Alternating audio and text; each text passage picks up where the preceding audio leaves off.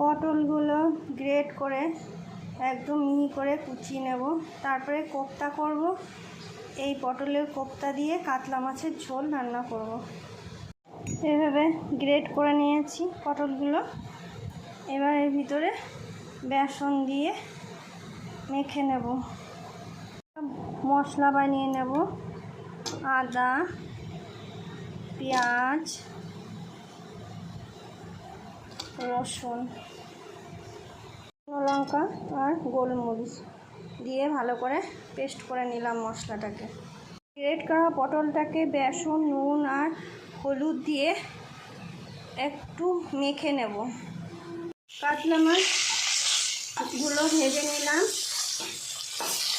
লাল লাল করে ভাজবো। এটা খুব বেশি বড় কাতলা না, তবুও ভালো লাগবে খেতে। বড় কাতলা হলে আরও ভালো লাগবে খেতে। কোপ্তাগুলো বানিয়ে নিলাম।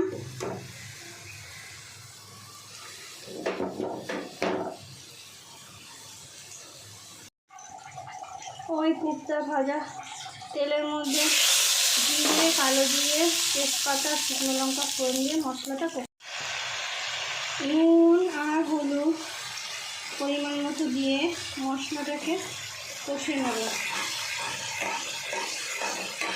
কষা হয়ে গেলে জল, মশলা কষা হয়ে গেছে, জল দিয়ে দেবো।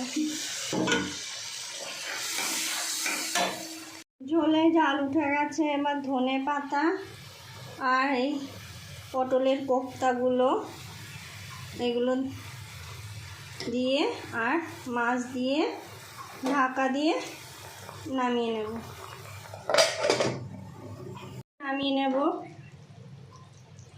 এই রেসিপিটা যদি তোমাদের ভালো লেগে থাকে তাহলে লাইক করবে, বাড়িতে করে খাবে, কমেন্ট করে জানাবে কেমন হয়েছে আর শেয়ার করে দেবে।